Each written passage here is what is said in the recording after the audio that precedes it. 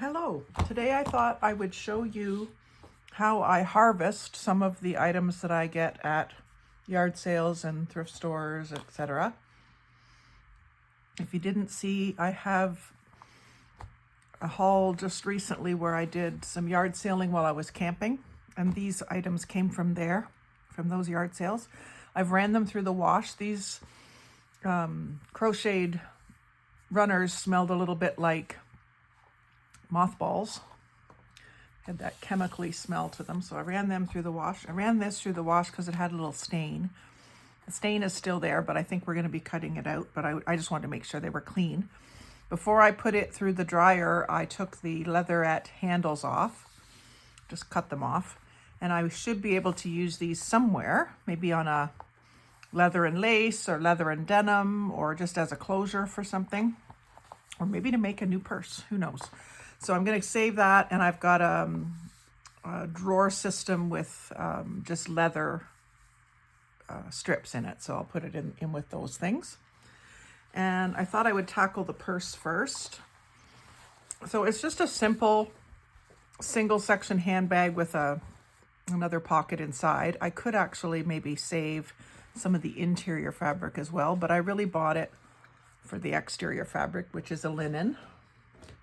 So I'm going to just start by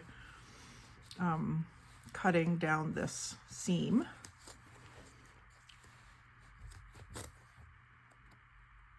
Just to get it separated from the interior. And I was feeling something cushy in there. There was some padding in there.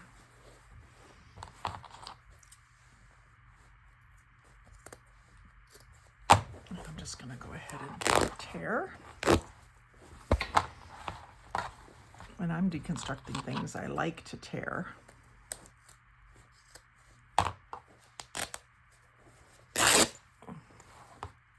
Because it gives you that lovely frayed edge, which is usually what I'm after. So you can see how these are constructed. These ribbon roses are embroidered. The stems are embroidered and the ribbon roses are placed on, and then they've put this fabric in behind it. I'm going to cut that up into squares, but I'm going to go ahead and cut this back off too, because I'll use it as well. I just got some archival ink from Amazon, Tim Holtz archival ink. So I want to do some stamping with that so that I know it's not going to run if it gets damp.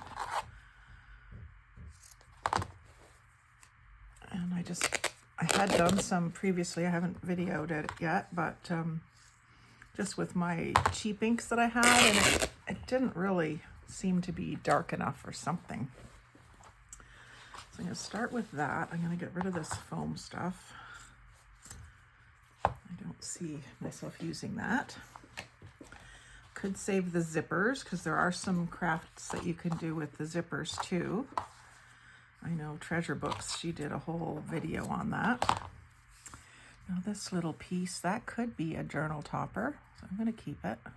Put it in with my little scraps. But the rest of these I'm going to cut into, I think I'll do a sideways strip there. And then I can also save these strings to put into tassels or into a cluster.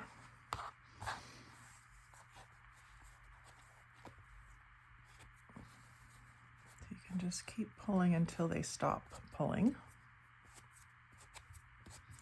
You can also take your pokey tool and take another couple of rows out if they don't just want to naturally come out. I find on the ends especially, sometimes you need to do that. Not need to, but I want to, just to give it a little bit more fray.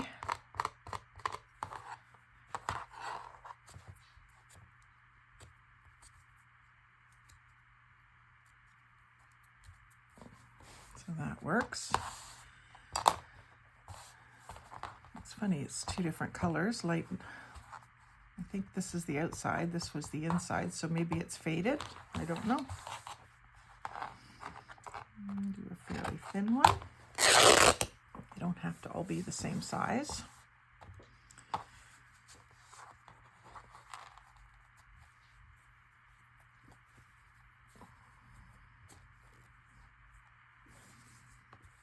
It's a nice strong thread, being that it's linen. This one has a bit of a discolored section on it, so I'm going to do really thin strips here. If it'll let me. Won't let me rip really thin strips very easily. Across this way.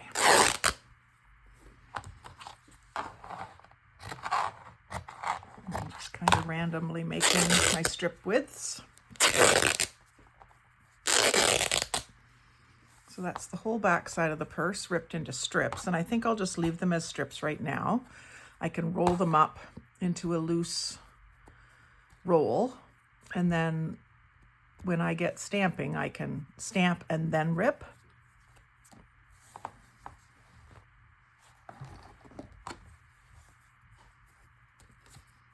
I'm just taking some of these threads off because I got that little jar from my sister in my junky birthday present that I said I might make it into a thread jar. And so that would be somewhere I would put stuff like this that you're going to use in a cluster or on a page as an accent underneath something poking out. I think you've probably seen others do that. Or you can straighten them out and make little tassels with them too. That would coordinate with the other stuff that's going on in the journal. I especially like doing that with denim threads. Is saving them for, I should do a denim journal. Got enough denim set aside over the years. I used to make denim quilts, so whenever we've got an old pair of jeans that isn't good enough to donate, I will tear it up into pieces. So that's given me quite a few strips, and like I say, I'll just loosely fold them like this and store them in my little carousel with my fabric scraps. And some of them I might go ahead and stamp on, some of them I might just save. But this is what I really bought this for, and see, some of that has ran, some of the dye in the roses has ran, but that's okay. So these will make good little toppers for tags. Could be like, the tag could be this fabric and then just back it with some cardstock. Maybe I'll do one for you today and show you. We'll see. This isn't going to be a very long video, so there's one. I'm going to go over a little further here and then go down this way. And I'm just going to leave these kind of oversized for now until I figure out where I'm going to use them. I do want to take this edge off that was in the hem or in the seam, but I'll still keep that little piece along with these little strips. I don't know if you can see those. But yeah, just sort of get them jagged. I might want this a lot smaller when I go to use it, but I can always rip it again.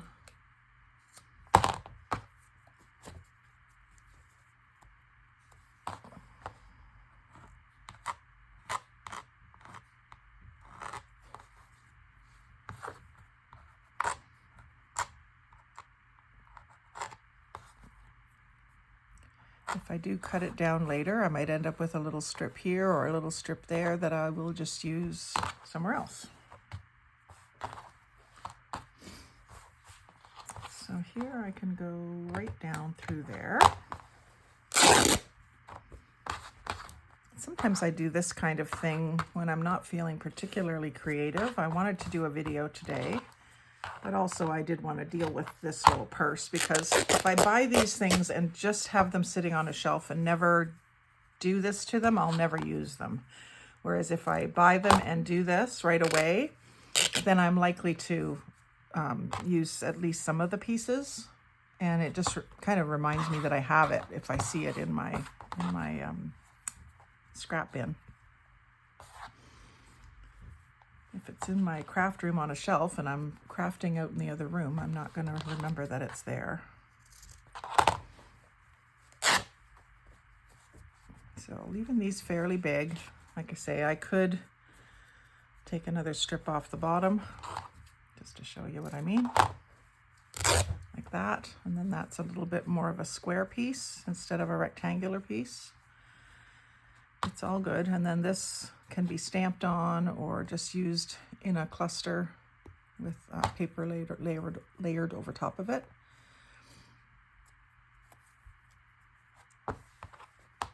And again here I'm going to take that edge off that was in the seam because it's a little bit different color, but I'll go ahead and save that because that can still be quite useful.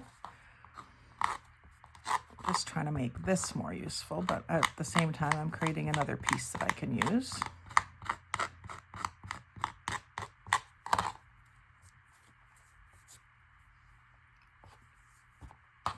And see, that's the one where the dye ran. It's okay. It's all good. Now this one's quite large, so I will make it, first of all, I'll square this up. That's hard to get going. I'm gonna cut a little deeper. Take off the loose strings.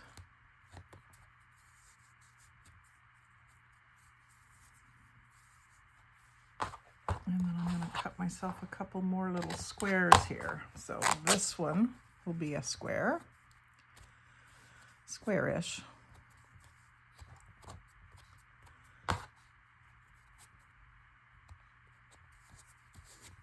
Just a plain one. And I mean, I could leave this long in the thought that it might become a tag.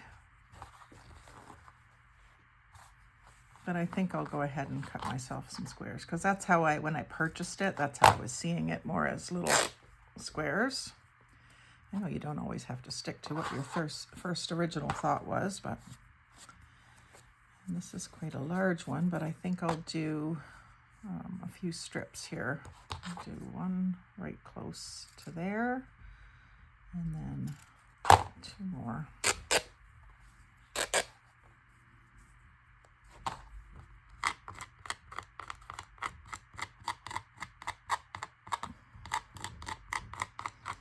So really utilizing almost the entire bunch of linen fabric that was on that little purse that I got for, I think it was $1 or something.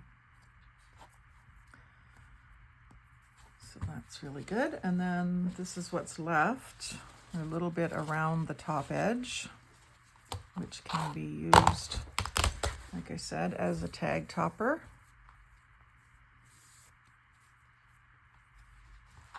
There's some on this inside edge, but I don't know if I'll be able to get that off.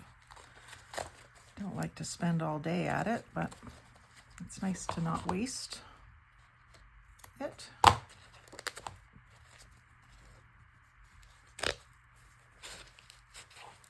And where those handles are sewn on, it's not going to rip.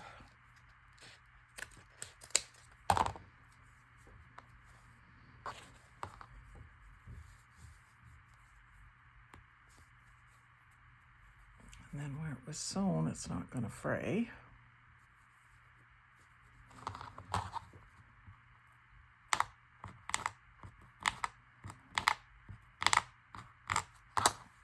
Just get a few more of those strings out, and a few more on the end.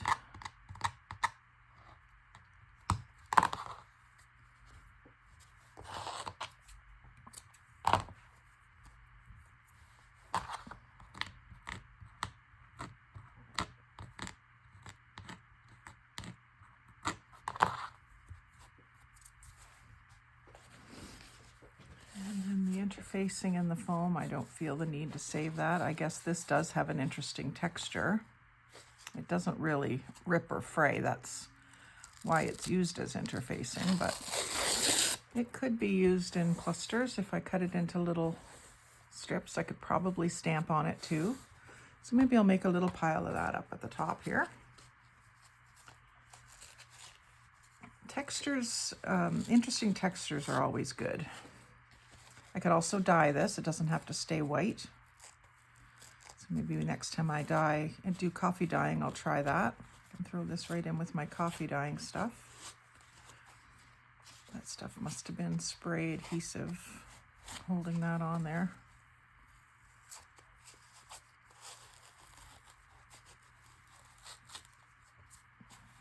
You can kind of just roll it off with your thumb.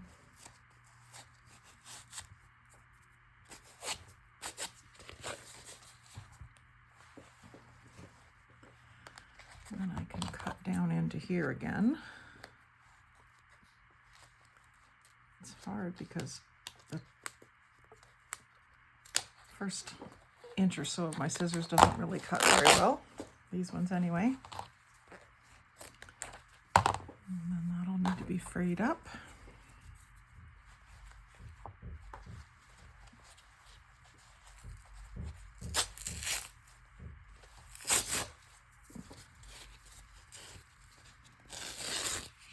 Couple more pieces. It's kind of fuzzy. I don't know if I'll end up using that or not. And then this inside of the purse, it was just sort of a beige, nothing really special. I don't think I'm going to save that, even though it's not a bad color. Could save the zippers again, but I don't have an immediate use for them. Can't save everything.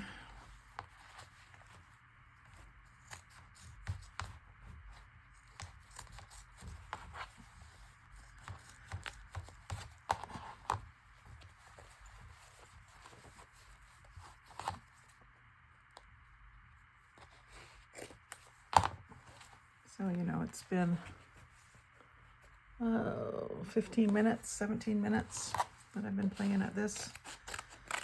And I've got that purse apart and ready to have a new life. So the rest I can toss. And like if I was desperate for more tan fabric, I might save that, but I really don't think I'll use it. So I'll move on to the doily. So that gave me quite a bit of stuff to play with from that little purse for $1. And then I'll move on to the doily table runner. So with these, I have quite a few crocheted items that are heirlooms. So when I buy them at sales, I pick them up so that I don't feel guilty using them. And what I'm going to do is I'm going to cut in on the diagonal on this corner, and I'm going to cut right across.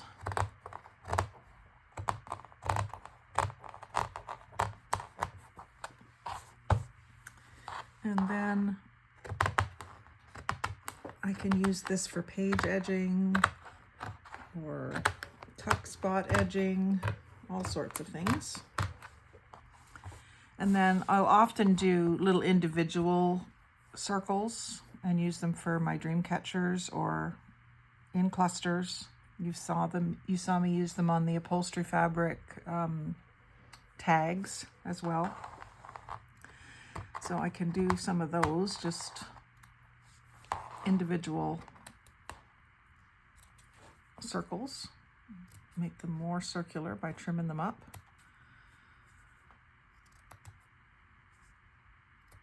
I can take those little nubs right off if I want a nice neat outside edge.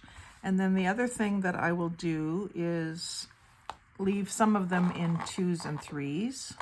And I'll also save these little tiny ones individually. But I also like the idea of keeping like a section of 4 of them together. And maybe that gets put right on the front of a paper bag or just a really plain section of the page. They don't all have to be individuals. And then it just gives me a couple of different options. Once they're cut apart, they're not really easy to put back together. So you kind of play around with different ideas for how you might use them. One time that I was cutting these out, I left 2 large ones with a small one in the center, and I was seeing those as like owl eyes with a nose. So you can leave some like that.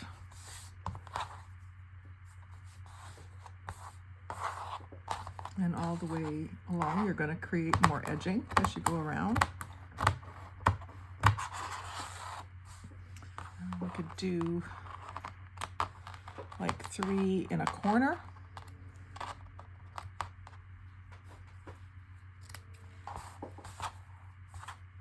Like this. So that can go down at the bottom corner of a page.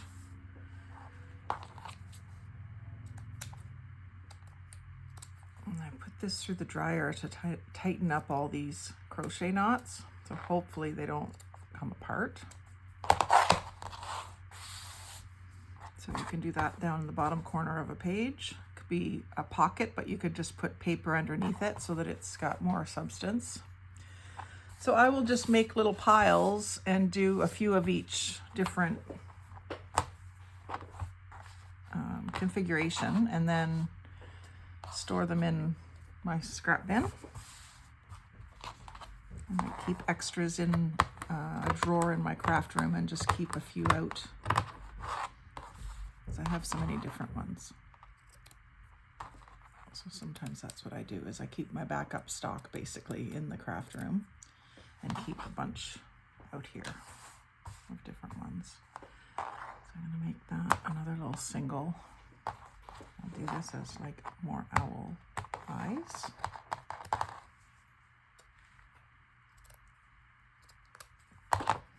And that one I've separated and didn't leave that spot on, but that's okay.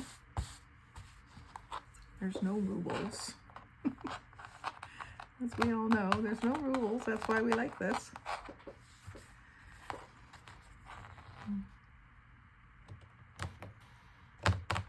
Even that little scrap can be saved. It's good for clusters.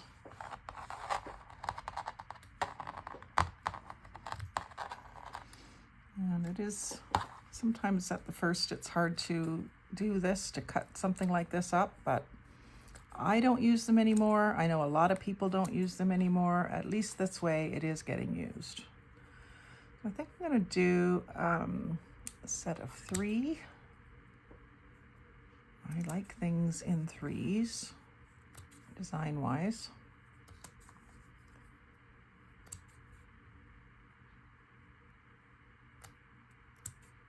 So I'm going to cut that 4th one off, and then I've got one more pile to make for my trios, my singles.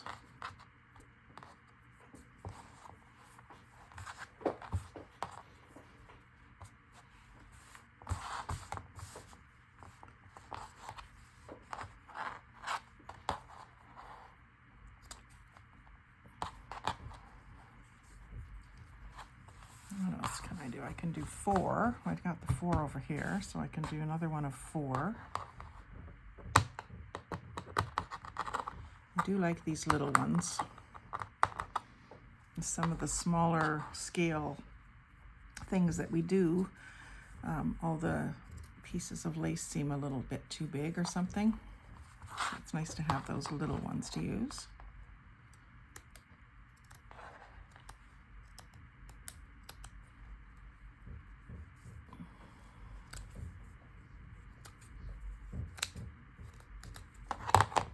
There's another one with 4.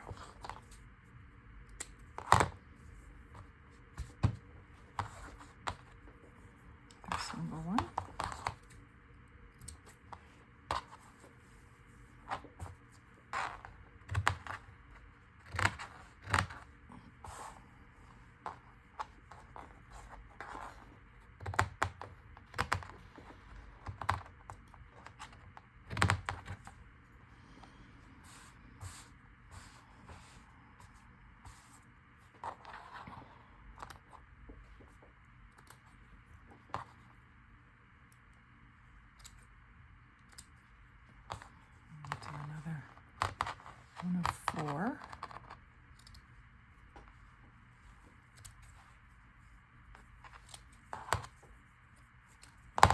get a few in each pile before I run out.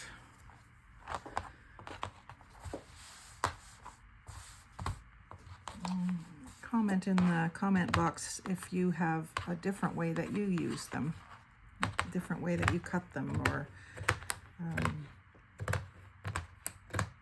certainly different ways to use them. We'd all like to know.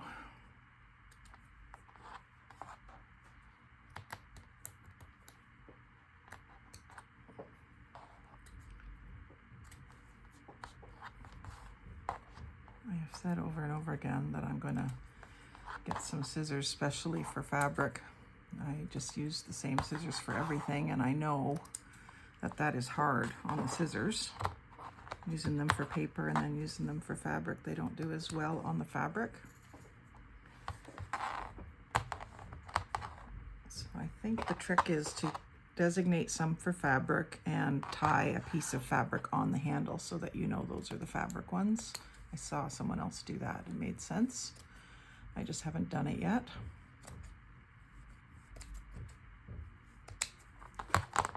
There's another 3.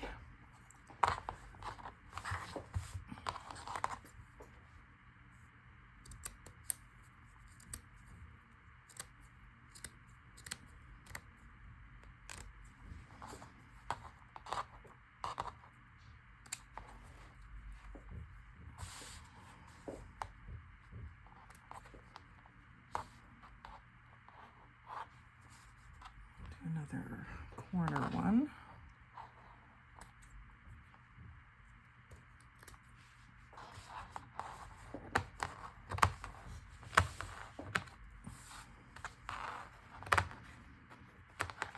The other thing that I've been meaning to do, and I have another one of these, so I'll do it with it before I cut it up, is I've been meaning to put them through my scanner with a colorful background, like a solid color background, and scan them so that I can print out some pretty lacy papers. I'm wanting to do that, and I keep forgetting, so maybe I'll do that today before I cut up the second one.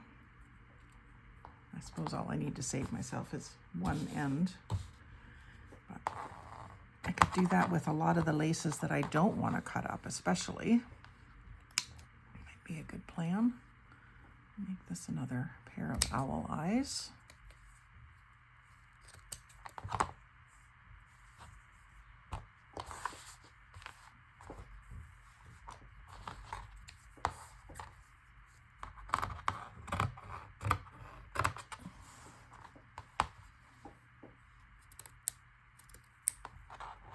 And maybe at the end here, I'm going to leave a whole section with the edging on it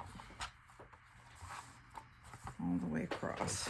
Not sure if that's in the viewfinder or not.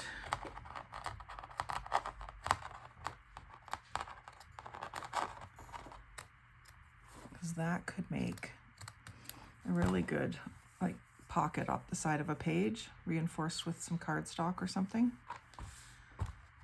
Obviously, you're not going to get too many of those out of each doily, but you might get 2 if it's a table runner like this. So I've got quite a bit of edging. Let's see here, 1.5, a couple yards of edging. So I'll just, again, loosely roll that up and stick it in with the rest of the white laces. When I go to do my coffee dyeing, I may come and retrieve some of these and coffee dye them, but I find it's good to have a little, in lace especially, it's good to have some white lace on hand. I'll do another 3.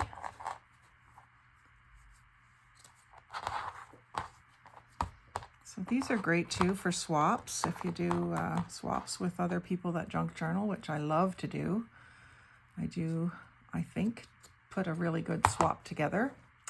We usually do the small or extra small Canada Post shipping boxes, and you can get quite a bit of stuff in them.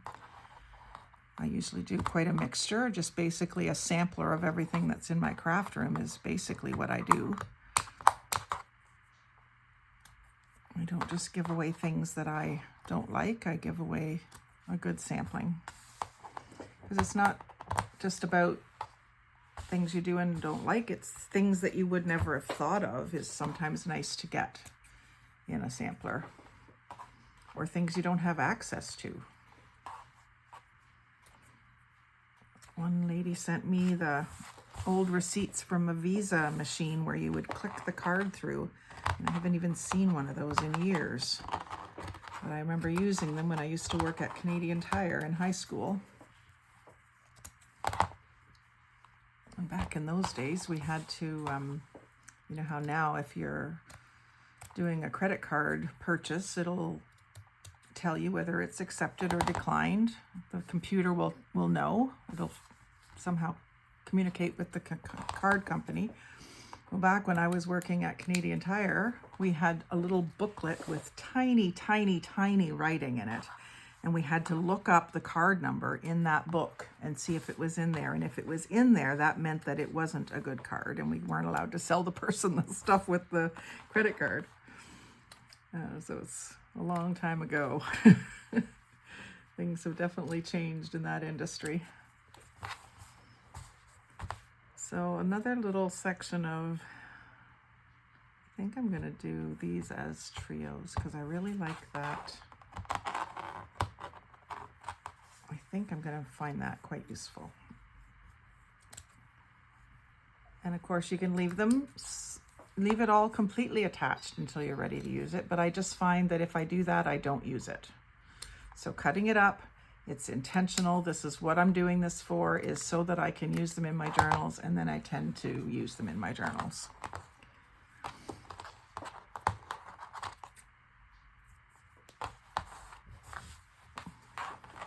They're ready to go. When it's time to decorate, they're ready to go and you use them.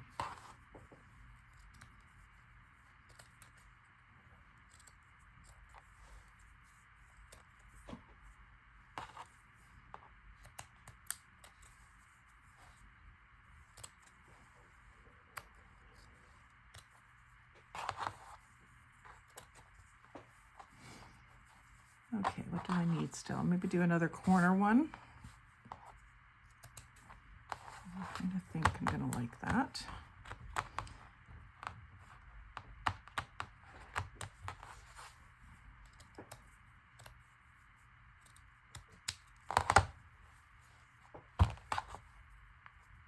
And that left me an interesting one that I didn't do a pile of, but I'll leave this one, where there's a little one in between each big one.